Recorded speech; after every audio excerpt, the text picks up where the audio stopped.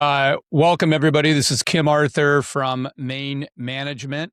I'm here with Carl Kaufman from Osterweis, the co-president and co-CEO, CIO. Carl, great to have you here. Thank you for having me.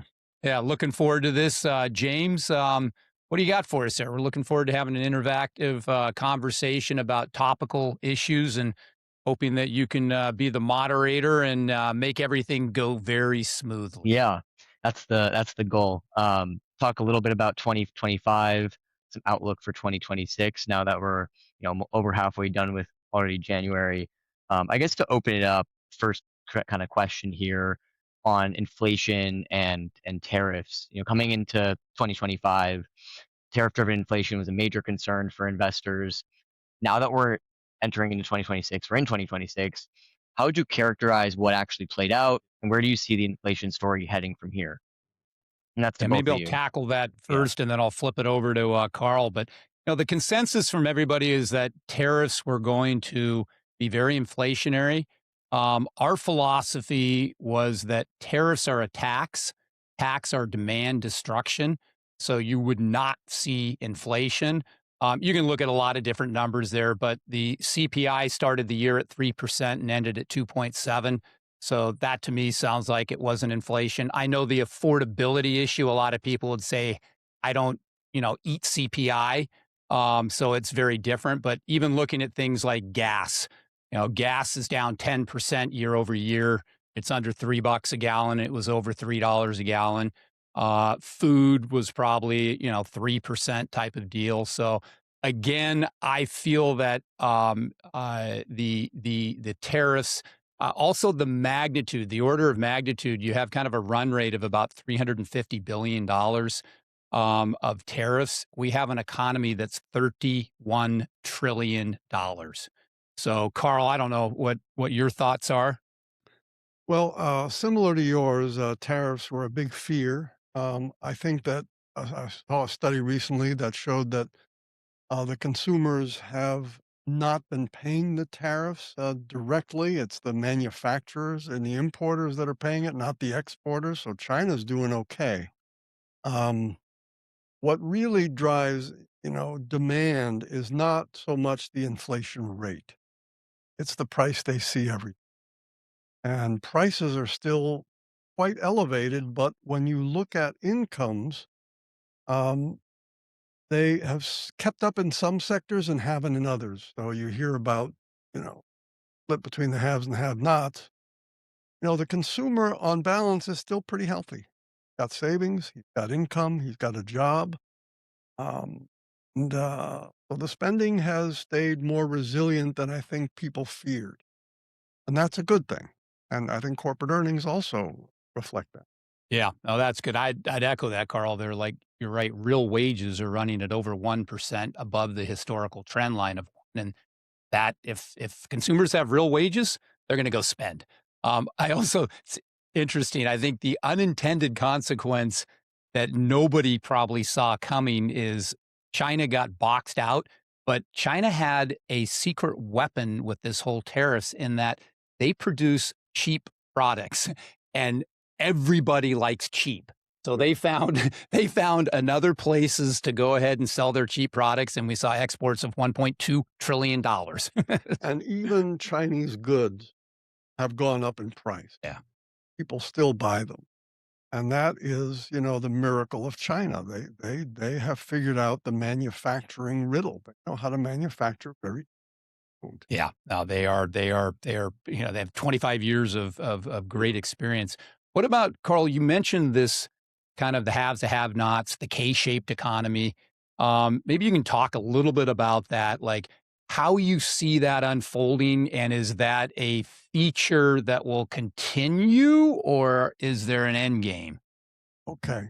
Let's backtrack a little bit. Yeah, There's always been a K-shaped economy. We just came up with a cool name for it. exactly. There are always haves and have-nots. They're always going to be.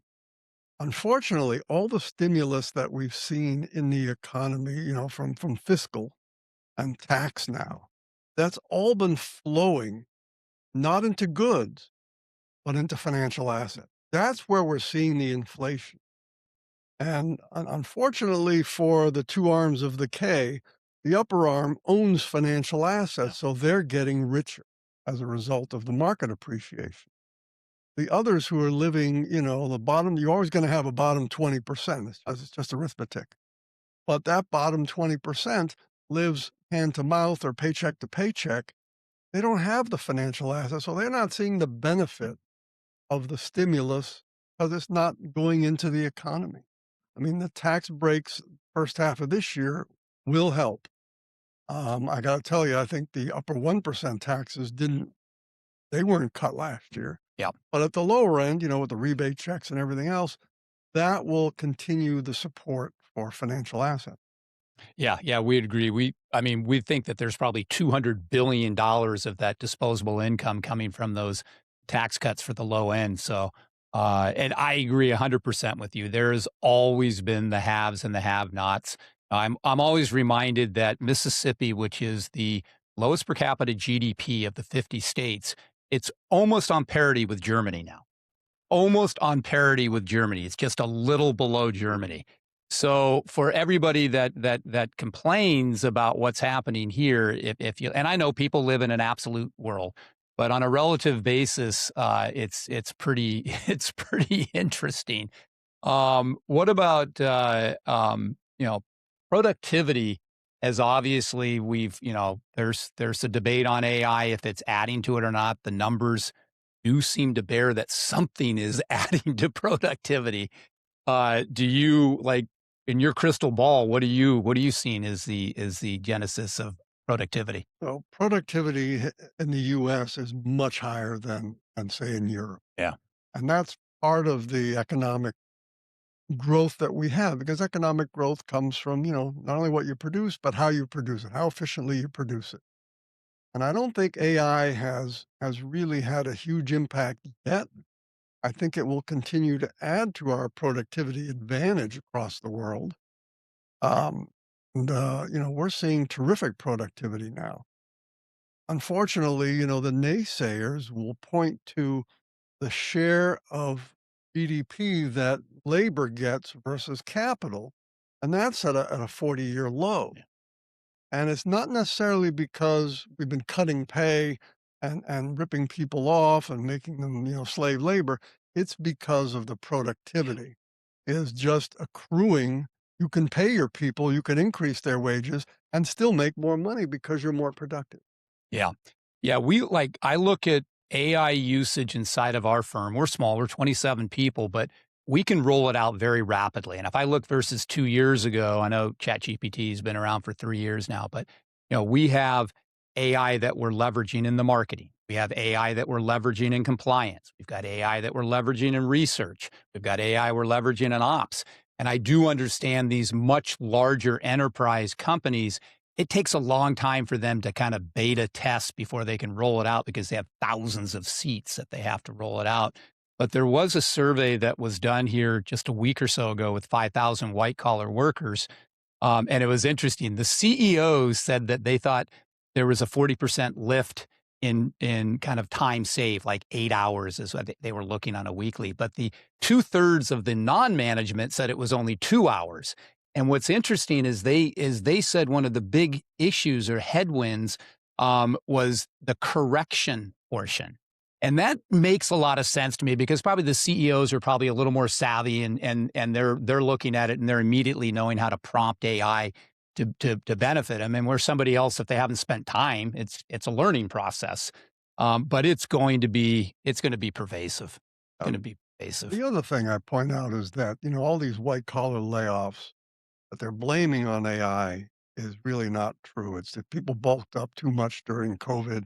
They're getting rid of now. That's the you're right that the correction process is intense for now, but as these models become smarter, hopefully, that becomes less of an issue, and you know have them help us more with our daily stuff, and we can do more higher level. Yeah, I mean, there's a new job now. I think it's called a prompt engineer. love it. It's actually a position that people have. I love it. And it makes sense. As we all know, I mean, if you don't ask AI properly, it's going to hallucinate on you. Yep. But if you're very purposeful about it, it can give you some pretty good stuff. So, James, what are you thinking about volatility? Yeah, there's obviously a few sources of potential volatility out there. One that kind of ties into what you two are talking about, that AI story has obviously supported strong equity returns. We're now in the fourth year of that equity bull market after it bottomed in October of 2022. And a lot of the narrative around tech and AI has been that these sectors are priced for perfection. How do you think about where we are in the cycle? What are the key risks investors should be watching? Yeah, so on the equity valuations, well, first of all, I'd throw out that typically in the fourth year of a bull market, which started in October of 25, it's actually one of the better years with a smaller drawdown. And I know a lot of people like to just look at second year of presidential cycle and they're like, oh, those usually are soggy. It's true, but if you filter it down to a bull market second year, they're usually only about 5% drawdowns from peak to trough. Now, what's interesting is the fourth year will end just before the midterm elections. so, so we could kind of like push out the real volatility until after that. Equity valuations are definitely, I mean, we're at 22 times, which is not cheap. But there has to be a couple caveats that I like to look at. In 2000, at the peak of the dot-com, we were 25 times and the S&P profit margins were about 7%. Today they're 14. So you've got twice the profitability. The S&P changes on a real-time basis there. There's different companies, different, profitability, et cetera. So I think most people, they just blindly look and they look at the PE and they forget about what happens under the cover with the profitability. And if you talk to an individual stock analysts there, they obviously focus very much on what the profitability is. So I'd say that that's kind of the high level piece. Now, having said that, I do think typically in the fourth year of bull markets, you do start to get rotation as people were late to come into the bull market. They're like, okay, what has a lower risk profile? And inside of that lower risk profile, you've got value at 19 times. You've got whether it's small and mid cap that's trading at 16 times. You've got international equities at 15 times. So there is a whole menu of things to kind of look at that can, potentially still provide upside returns. Other thing I would point out, even though I'm not really an equity guy, is that the hyperscalers that are leading this market, the higher valuations, are superb moneymakers. I mean, the market caps equal half of the S&P now for the top 4 or 5 companies. Back in 2000, the quote unquote hyperscalers, were not profitable. So and interest rates were twice, twice, 1.5 times what they are today. So you had higher interest rates back then, no profitability among the leaders, versus today where you do have massive cash flow from these leaders and lower interest rates. Yeah. So there is more support for the market today. It doesn't mean that you're going to turn around tomorrow and see a big correction. You say, "What were these knuckleheads talking about?" But uh, I think there's more to analyze. There's more to it this time. Yeah, that's a great point, Carl. And the other thing I like to look at too is the one hyperscaler that existed 25 years ago that still exists today, that's Microsoft. If you look at their margins over the past 25 years, they've barely declined. And that shows what Carl's talking about here. These companies have these massive moats that are around them, and they've got really good business models. So very interesting. Kind of another topic of volatility to bring up has been the data integrity and Fed independence. You've seen, a lot of these data revisions, government shutdowns, kind of questions about the reliability of the data. Tied in with that, questions about Fed independence and potential political pressure, kind of on a daily basis. You're seeing headlines around that. How should investors think about navigating that uncertainty? And what are the implications for the dollar, commodities, fixed income markets more broadly if the Fed is perceived as less independent? Take the Yeah. data question. Um, Certainly, as long as I've been in the business, we've been questioning the veracity of CPI. 30, 40 years. They made revisions to it. I mean, if you measure inflation today the way they measured it in the 1980s, it would be off the charts. So they keep on tamping it down. But that being said, we are seeing much lower survey response rates from the government info takers, things like owner's equivalent rent and things like that are survey based. So there's a lot more imputing that goes into the numbers. So we do have some private providers of that data, alternative providers that we do check the two against. Sometimes the series do diverge, but generally speaking, the markets will take what is given to them, and that is the best you got. One very smart hedge fund manager once told me, behavioral economist, Nobel Prize winner, that it doesn't matter what the CPI number is. The important thing is how the market reacts. And I don't think the markets are getting too bowled up about the lack of veracity in the numbers. Part of that has to do with the passivity in the marketplace. A lot of it is done by machines now. They're not very emotional. Um, and the other question about the Fed, we do. It's still a vote. It's not a. It's not an autocracy. So there are, there's one member of the Fed who's clearly, you know, doing what the White House wants. Not everybody on the Fed is that way. They still have to take a vote on policy. So it really doesn't matter, but Fed independence is very important. The markets, we have the largest treasury market in the world.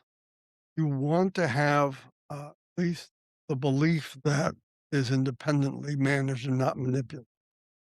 Yeah, I would just add on that, totally agree. You have to have Fed independence. It is encouraging on at least from my view, the December Fed meeting, there were 3 dissenters, which was the most in 6 years. I like that. Dissent to me means that you have they are exerting their independence. I don't think it's anything new. The current administration seems to be more vocal about it, but every president wants lower rates. Of course, they think that lower rates will stimulate the economy. So that isn't anything new. And I do think the one thing that the founding fathers made sure of, Congress has the ultimate say whether or not they will confirm whoever the president wants. So if they feel that the president is putting a stooge in front of them, it's up to them to maintain Fed independence. So I think that piece still is there. The data integrity, I just throw out a 10-second piece on it. I always like to look at the ultimate data integrity is the S&P 500's corporate profits. All right. They're once in a while, you'll get an Enron that has a fraudulent activity, but those corporate profits don't get revised every time that a Fed or that a government statistic gets revised there. So if you really want to look at the true data, look at the corporate profits. And I know, Carl, you mentioned corporate profits earlier too. They are. And the other thing to keep in mind is that a lot of the economic data is seasonally adjusted. Yeah. So you don't really know what you're dealing like the housing new existing home purchase today down 9.3%. Seasonally adjusted. So, take it with a grain of salt. Great point. Great point. Those are all great points. Moving to kind of a more of a 2026 outlook and beyond. I guess this first question's for Kim. You mentioned this earlier, but there's a view out there that there could be a rotation in sector leadership domestically, and not to mention international equities. This past year meaningfully outperformed the U.S. with both emerging and developed markets up over 30%. Where do you see opportunity across global equity markets heading into 2026? Yeah, I think like you're saying, international, which for a dozen years until last year when it outperformed the S&P by 10 points, and there were so many countries that outperformed the S&P. And there's a huge bias where most of the advisors that we talk to are underweight international equities, and for good reasons, because for 12 years they were told that this was the year, this was the year. But what's finally starting to happen that kind of forces them into that territory is, I call it the reverse inquiry. Their clients now have seen that these equities outperformed outside of the U.S. They call their advisor and say, how much international equities do you own? And the advisor has two answers: either I'm just starting to buy it, or we're about to buy it. So I think that given the 15 times, we like to look at large cap U.S. value as a closer proxy. And when you have a bull market in international, those two should trade at the same multiple. So right now, if international's 15 times, U.S. large cap value is 19. It's cheaper than the 22 times for the S&P. So that not only means they've got like 10% earnings growth, you could get a multiple expansion over the next couple years here that would really give you some outperformance. So I think that's a big lean in part. And then we've got in the SMID, the small and mid cap size, those are at 16 times. They're kind of average valuations, but they're at a discount to the 22 as they should be right now, but their earnings are just starting to kick in. They haven't had that earnings for the previous 5 years here, so that's why they've lagged. But if those earnings can kick in, I could be pretty interesting. Great. And to Carl, in terms of your outlook, the 10-year rate is now around 4.25, and there's a lot of uncertainty around the Fed's path forward. How are you thinking about duration positioning? Where on the curve are you finding the most attractive risk reward? How are you thinking about broader kind of fixed income dynamics there? Well, right now, spreads are what people typically look at to get a gauge of how cheap. It's like looking at PEs exclusively. You can't look at them exclusively. The absolute yield is what we look at. But if you look at spreads, they're very tight right now.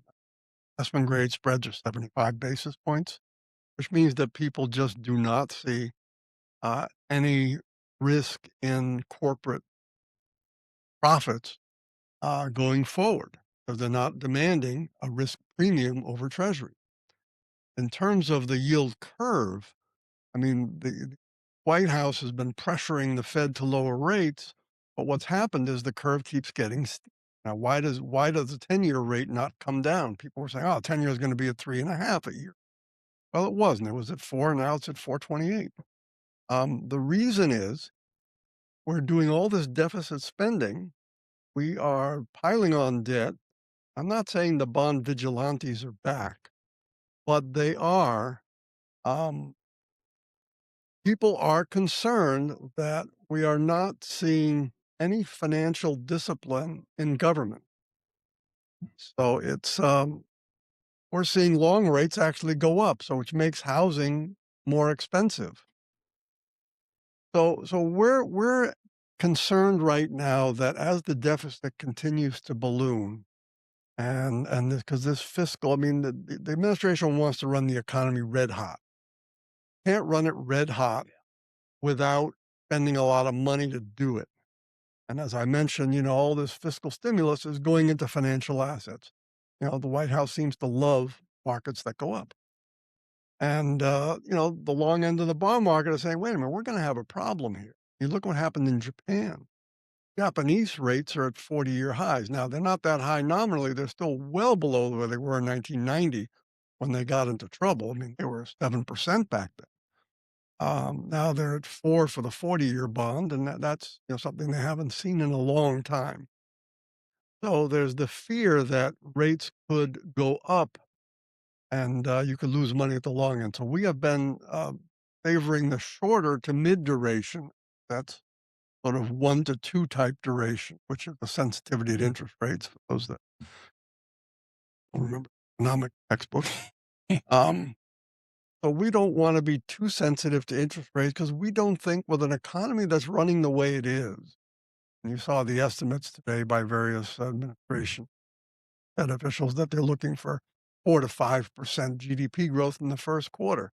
Not an environment where you want to be cutting rates. That's just going to add more fuel to the fire and raise rates at the long end. So I think waiting for a better buying opportunity is okay. Now, if long rates happen to shoot up and take corporate rates with them, not necessarily spreads, but rates, that might provide an opportunity to lengthen out duration. So, Carl, I have a question on fixed income. Can you disaggregate, let's say that 428 10-year? Is it possible in your mind to disaggregate what portion of that is inflation and what portion is, like you said, deficit spending? Well, that's hard. I mean, Yeah. because inflation at 2.7, You have to, by the way, the 5-year forward curves and those are all fiction. We don't pay You attention don't to even. that. That's Okay. basically you might as well go to poly markets because that was the precursor to poly markets. I love it. That's where future speculators think inflation's gonna be. They place their bets, and that's the forward curve, right? So you don't pay any attention to that. If you think inflation is gonna stay at, 3%, 2.5, 3% for a while and maybe spike up at some point or come back down, it's hard to say. I don't think services inflation is gonna come down anytime soon. Your doctor's not gonna start charging less for an office. I almost guarantee that. Um, and that is not made in China, Yeah. so that's not coming down. So I think inflation says so I would say that probably maybe 100 basis points, 100 to 150 basis points of that. I mean, people use the PCE deflator Yep. as a gauge.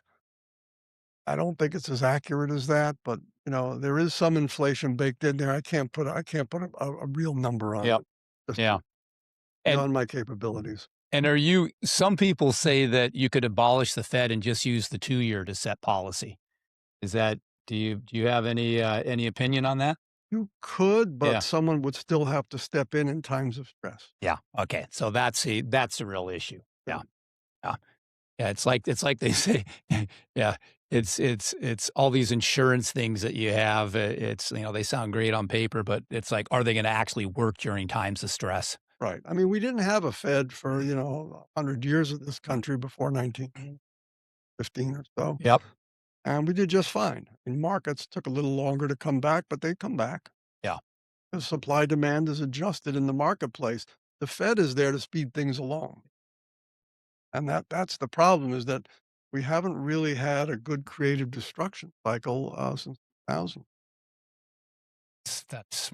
That's a little bit of a I mean, problem. my favorite economist, Chauncey Gardner, Yep. said you have to clear the debris to let the trees grow. I love it. Well said. That is Uh, very well said. One last question here in closing. I think you guys will both have something interesting to add here.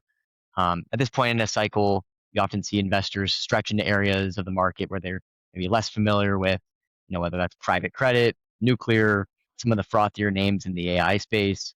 What's the one thing you'd want investors to keep top of mind as they think about their portfolios in 2026? Go first. Sure.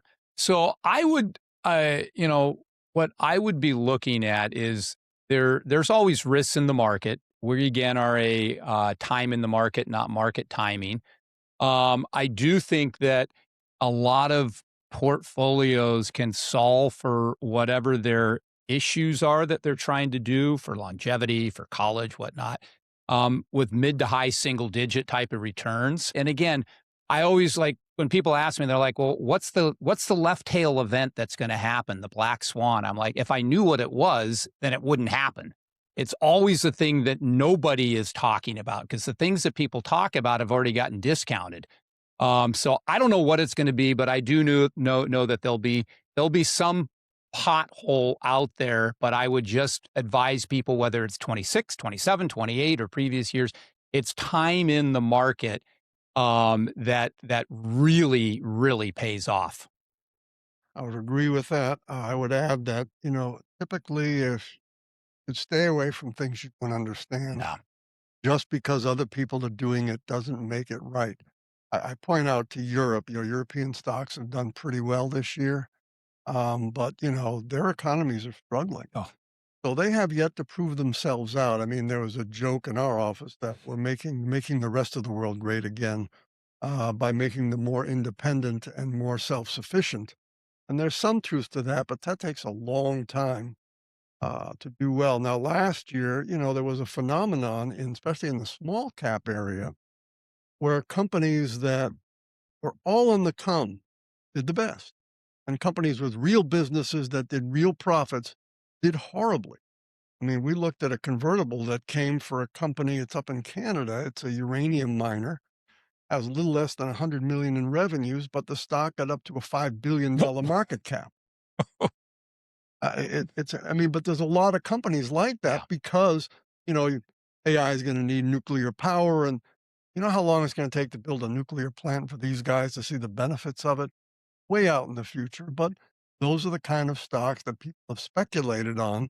And once they see that the earnings aren't coming through, they're going to come back down to earth. Like some of the early fintech stocks, got these 80, $90 billion valuations, and they realize that, hey, it's still $1 billion revenue company. All of a sudden it's back to $10 billion market. Still rich, but Yep. not ridiculous. Well put there. Yeah, that's true. Awesome, James. Anything else for us? I think that's all. Any final comments you'd like to send off listeners with? I'd just like to say that, I think we have a great partnership here between Maine and Osterweis Capital Management. We've got some very complementary products, and we're both based in San Francisco. So definitely love to be able to help out people in any way, shape, or form with both of the teams. And we're at their disposal and appreciate everybody's partnership, all the advisors out there. Especially on the East Coast, it's 60 degrees here today. Well said. Great. Carl, thank you very much. Thank you, Kim, for having me. Yeah, James, thanks too.